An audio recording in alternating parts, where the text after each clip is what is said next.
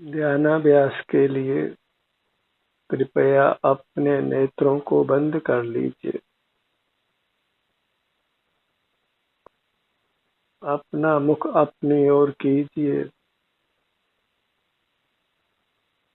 अपने अमूर्त काया का ही अवलंबन कीजिए। इसी का अवलंबन करने में आप स्वाधीन हैं। उत्तम सुख का अनुभव करते हैं।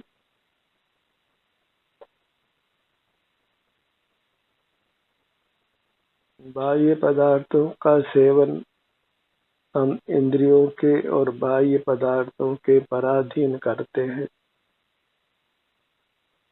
और जिन वस्तुओं का हम उपयोग करते हैं उन्हीं की हमको आवश्यकता बन जाती है, और उनको पुनः पुनः जुटाने के लिए हमें प्रयत्न करना पड़ता है।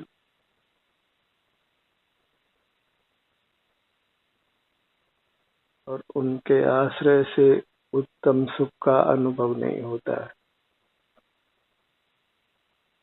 बाहर मूर्त पदार्थ हैं जो अचेतन है और सुख स्वभावी नहीं है। भीतर आप स्वयं चेतन है और सुख स्वभावी है।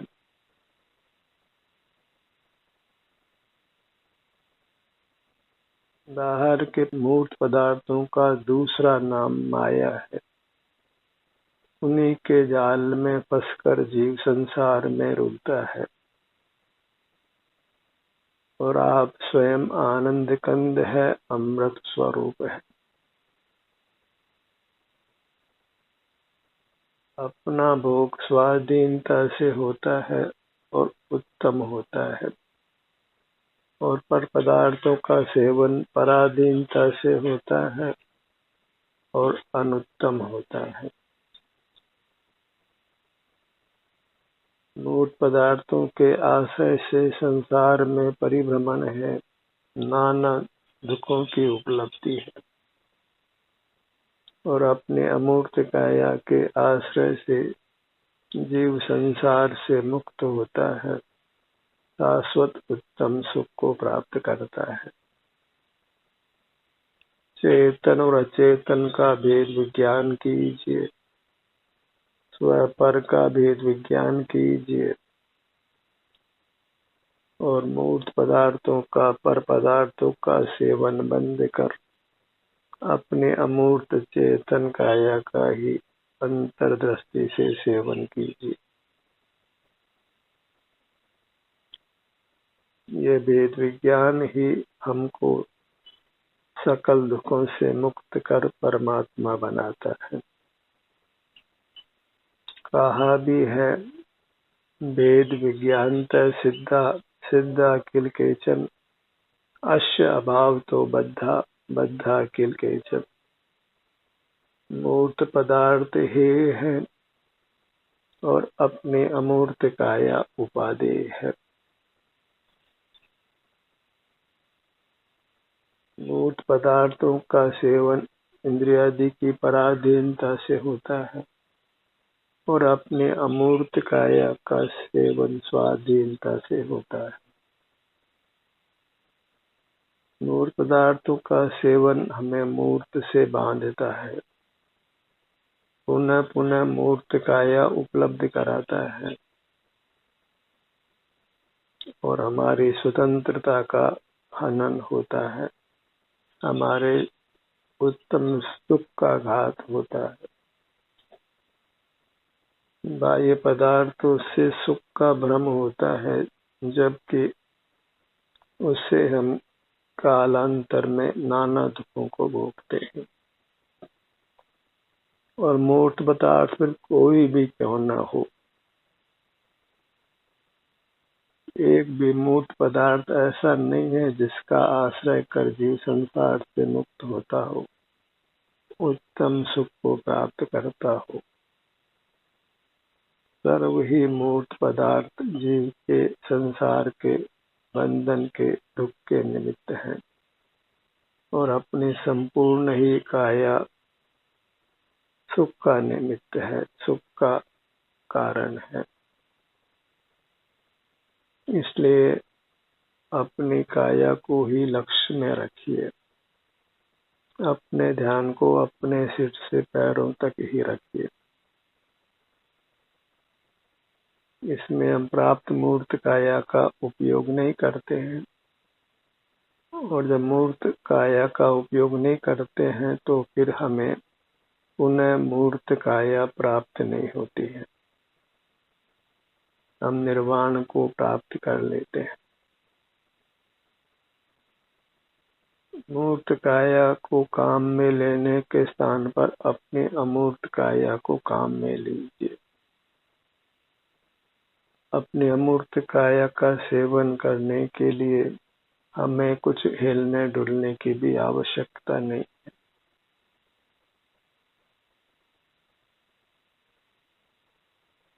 और मूर्त काया के आश्रय से भले हम जगत के पदार्थों को विषय करें या अन्य कुछ भी काय चेष्टा करें, वचन चेष्टा करें, उस सब का फल संसार है, नाना दुखों की प्राप्ति है।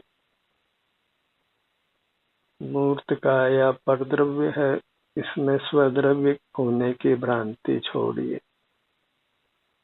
और इसके सहाय से जो भी कुछ हम करते हैं, खाना पीना, बैठना उठना, चलना, देखना, सुनना, सूंघना, चखना, स्पर्श करना, विचार करना, अन्य बुद्धि का व्यवसाय करना, वह सर्व ही हमको मूर्त काया से बांधता है, पुनः पुनः मूर्त काया प्राप्त कराता है। और अपने अमूर्त काया तो केवल सुख का ही कारण है, इसका अनुभव कर हम केवल सुख ही प्राप्त करते हैं, और वास्तव में तो हमको केवल सुख ही चाहिए। परमात्मा मूर्त काया के बंधन से मुक्त होकर केवल सुख का ही अनुभव करते हैं। बाह्य पदार्थों का और मूर्त काया का उपयोग करना बंद करिए। हिलना डुलना भी मूर्त काया की सहाय से ही होता है, तो अपने सन्मुख होकर निष्कंप रहिए। कुछ आंखों से देखना नहीं है, कुछ बाहर का जानना नहीं है, कुछ हिलना डुलना नहीं है, कुछ बोलना नहीं है, कुछ विचार करना नहीं। ये सब कार्य मूर्त काया की पराधीनता से होकर हमें पुनः पुनः मूर्त काया प्राप्त कराते हैं, और हम मूर्त काया के संबंध से अनगिनत दुखों को भोगते हैं। मूर्त का विश्वास छोड़ना योग्य है।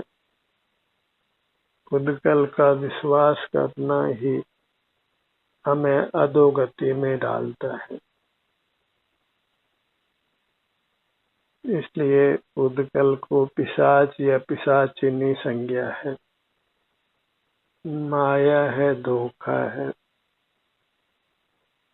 और खुदकल की रचना भले कैसी भी क्यों न हो, उसका आश्रय कर हम अधोगति में ही जाते हैं, नाना दुखों को ही भोगते हैं। और सुख पाना है तो वर्ण रहित, गंध रहित, रस रहित, स्पर्श रहित अपने सुख स्वाभाविक काया का अनुभव करना है, सेवन करना है। चैतन्य लोक प्राप्त मूर्त से के बराबर है, और उसके बाहर सब अचेतन लोक है। और अचेतन लोक है वह वास्तव में हमारी चेतनता को ही मूर्छित करता है, हमारे सुख स्वभाव का ही घात करता है।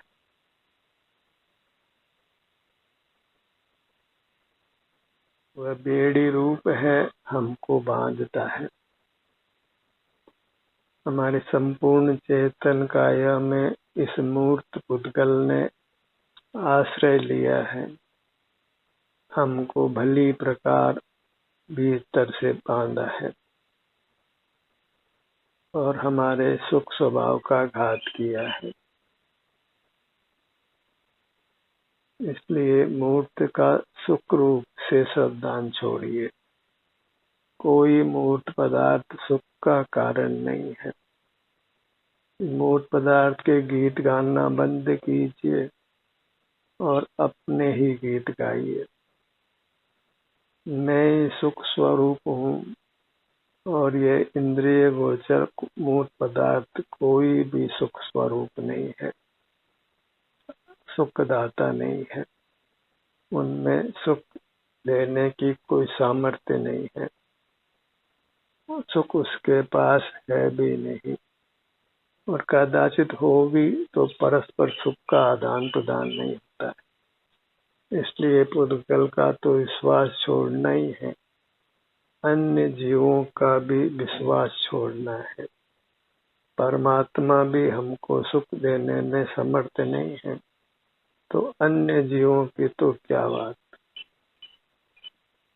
इसलिए अपने अलावा सारे जगत का विश्वास छोड़िए। केवल अपना ही विश्वास हो, पूर्ण विश्वास हो, अपने प्रति ही पूर्ण श्रद्धा हो। अपने लिए तो अपने अमूर्त का यह ही आनंददाता होने से परमात्मा है। अन्य किसी में परमात्मा बने की श्रद्धा छोड़िए। और कोई भी आनंददाता विश्व में नहीं। इसलिए स्थिर हो बैठो अपने धाम। इस अपने अमूर्त काया में ही बैठ जाना है, यही स्थिर हो जाना है, फिर पर्वत की तरह अचल हो जाना है, अपने में मगन होकर अकंप हो जाना है।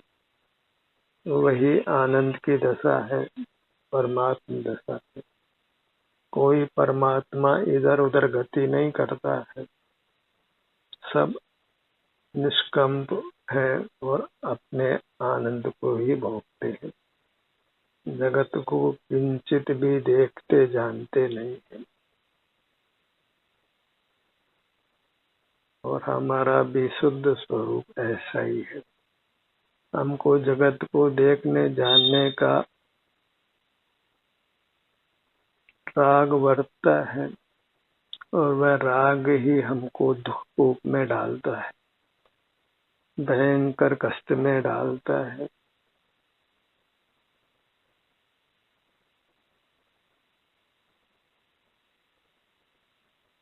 बारंबार हमको जन्म और मरण देता है और असह्य दुखों को प्रदान करता है। इसलिए मूर्त पदार्थों की रचना की रुचि छोड़कर जो अपनी स्वयं की रचना है, जो प्राप्त शरीर के आकार अमूर्त है, सुख स्वभावी है, उसी की रुचि करना योग्य है। उसी से प्रीति भाव धरिए। आप में रुचि, यही मोक्ष मार्ग भला है। और अपने से भिन्न पर पदार्थों की रुचि, वही संसार मार्ग बुरा है। तो सारे जगत की रुचि छोड़कर केवल अपनी रुचि कीजिए। अपने से ही अतिशय प्रेम कीजिए। पर का प्रेम कुशील है और अपना प्रेम आनंददाता है, परमात्मा पद देता है।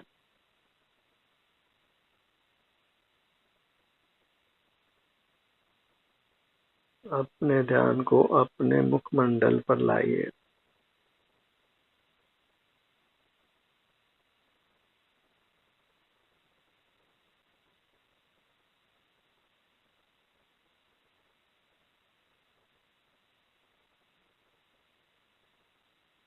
अपने अमूर्त काया को ही उपयोग में लेना है।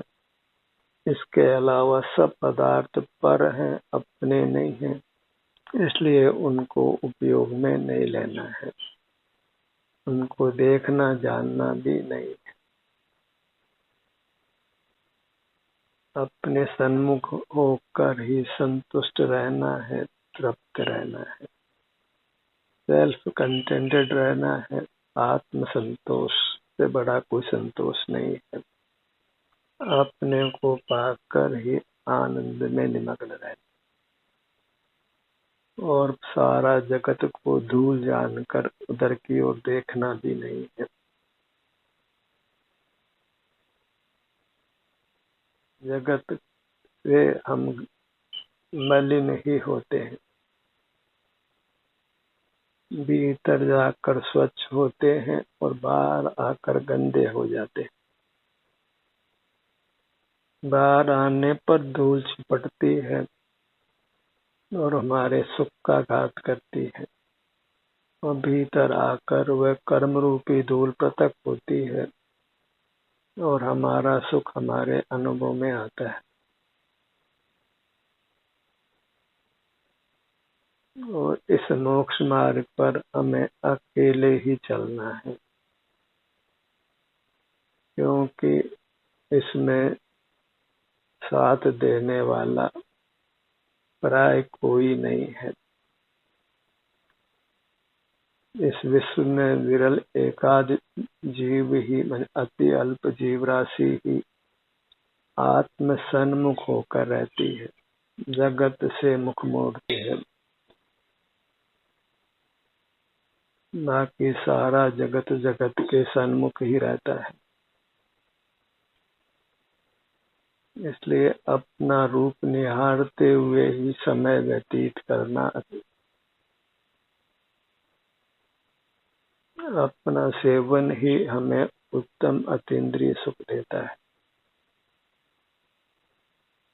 अपने ध्यान को अपने ललाट भाग पर लाइए।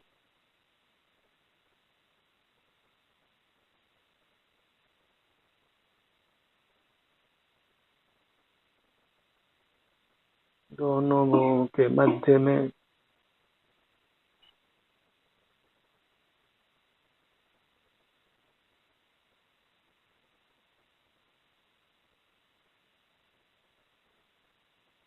अमृत तुल्य अपनी अमूर्त काया को छोड़कर हम विष तुल्य मूर्त पदार्थों का सेवन करते हैं। इस प्रकार जगत के प्राणी मोहांध हैं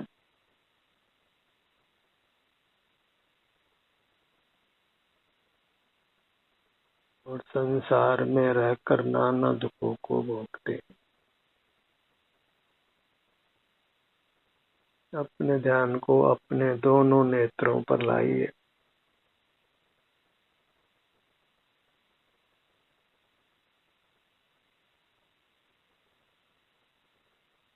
आश्रय के लिए ये हमारी अमूर्त काया विशाल है, हमें अनंत काल तक शरण दे सकती है।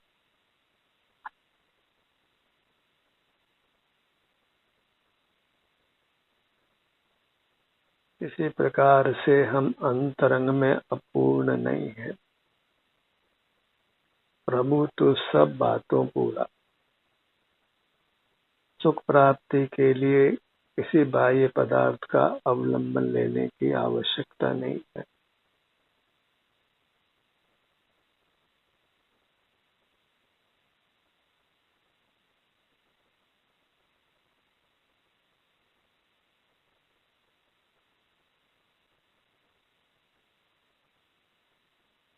अपने ध्यान को अपनी नासिका भाग पर लाइए।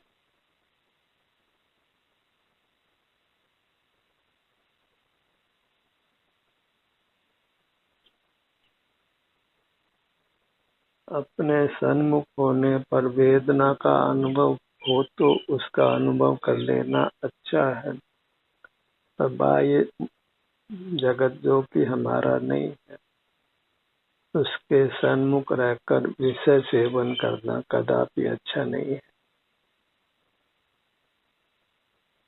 पर दौवा दो दुख गई, स्व दौवा दो सुख गई। अपने अलावा जितना भी जगत है वह पर है, उसका अवलंबन लेना एकांत दुख का कारण है। और सिर से पांव तक ये जो हमारा स्वद्रव्य है, अपनी अमूर्त काया है, वही एकमात्र सुख का कारण है।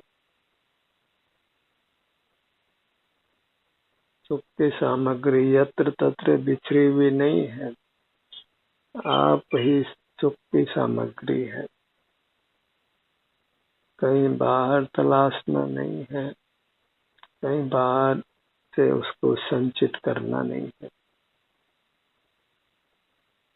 पर का ग्रहण करना परिग्रह नामक पाप कहलाता है, और अपना ग्रहण करना ही वीतराग धर्म है।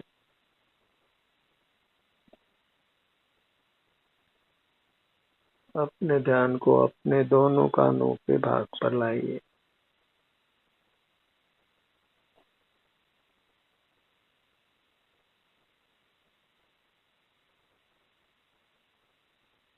पर पदार्थों के सेवन से अपने आप को छुड़ाना है,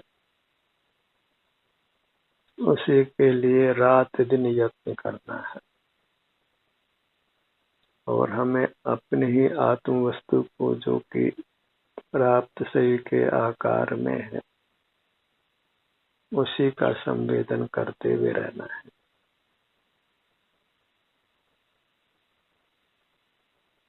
यही वास्तविक विद्या है जो जीव को मुक्त करती है। सा विद्या या विमुक्त है, इतने ही यथार्थ सरस्वती है।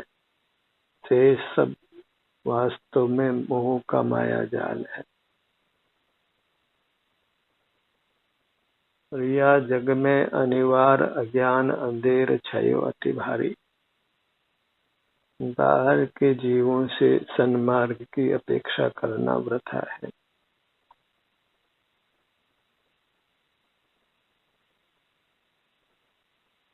अपने ध्यान को अपने मुख पर लाइए।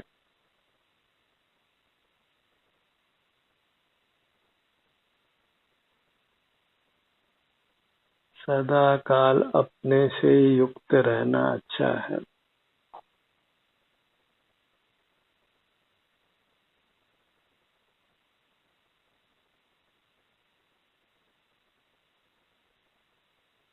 अपने से ही निरंतर युक्त रहना, इसके अलावा सब विषय भोग है,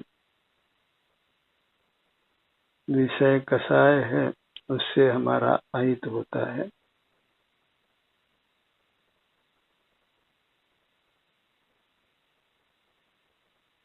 अपने ध्यान को अपने जिह्वा भाग पर लाइए।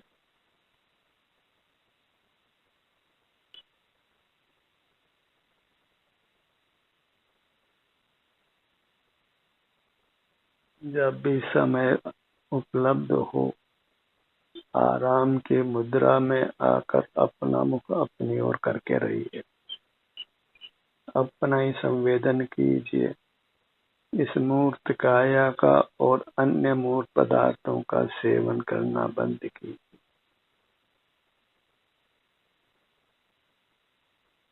और अपनी अमूर्त काया केवल सुख भोगने के लिए है। मूर्त काया के मदद से ही हम नाना प्रकार का आरंभ परिग्रह कर पाते हैं। अन्यथा अकेला अमूर्त जीव निष्कंप रहकर अपने आनंद को ही भोगता है। बाह्य जगत के ज्ञान से रहित वर्तता है। पांच इंद्रियों के विस्तार रहित उसकी अमूर्त काया होती, जहाँ मूर्त इंद्रियां नहीं होती। मूर्त पदार्थों का ज्ञान नहीं होता, कुछ मानसिक विकल्प नहीं होता, कुछ हिलना डुलना नहीं होता है, कोई वासनिक चेष्टा नहीं होती है, कुछ स्मृति ज्ञान का उपयोग नहीं होता है।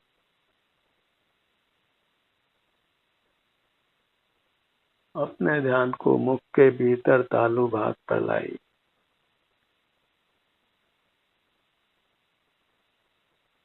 जो भी कोई जीव मुक्त हुए हैं वे अपने सन्मुख होकर अपने आनंद को भोगते हुए ही हुए। अपने सन्मुख होना, शांति को भोगना, वही वास्तव में ध्यान है। ध्यान ज्ञान रूप नहीं है, संवेदन रूप है।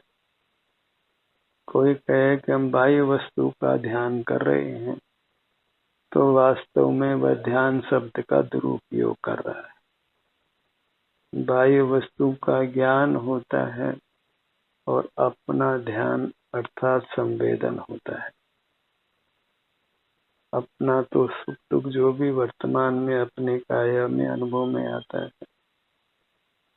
बस वह अनुभव ही हमारा स्वरूप है।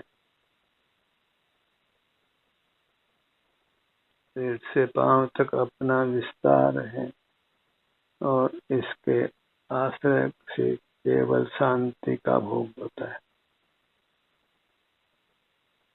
कंठ भाग पर आइए,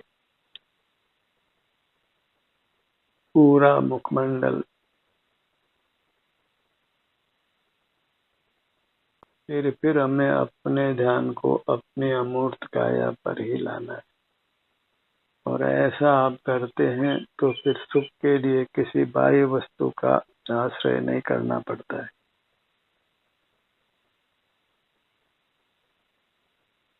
अत्यंत शांति रहती है। वर्तमान तो सुधरता ही है, हमारा भविष्य भी सुखद होता है। अपने धड़ भाग को लक्ष्य में लीजिए। दोनों भुजाएं, दोनों पैर, ये हमारी चिन्ह मूर्त है। इसके लक्ष्य निरंतर आनंद भोगी। सुख रस का ही पान कीजिए। अत्यंत स्वस्थ रहिए, सुखी रहिए, निष्कषाय रहिए, निष्पाप रहिए, सब दुखों से मुक्त सुरक्षित रहिए। ध्यान का सत्र यहीं समाप्त होता है। आपकी सहभागिता के लिए धन्यवाद।